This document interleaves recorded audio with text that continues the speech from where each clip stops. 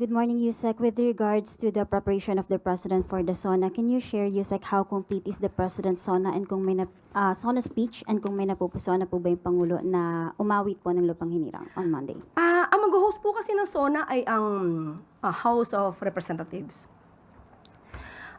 Pero naka-align po ang ehekutibo, ang Office of the President, dahil ang panawagan po dito ay simple lamang po, simpleng okasyon,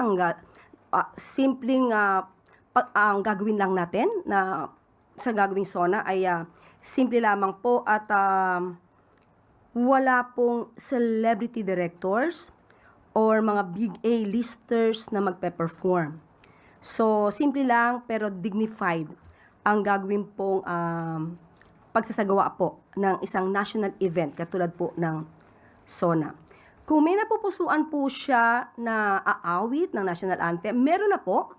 At alam ko na rin po, pero hindi ko po alam, magpapaalam muna ako kung dapat ko na siyang sabihin. Baka sabihin, wag muna at kailangan na may surprise. Pero pag ako po'y pinayagan na, babanggitin ko po kahit po bukas.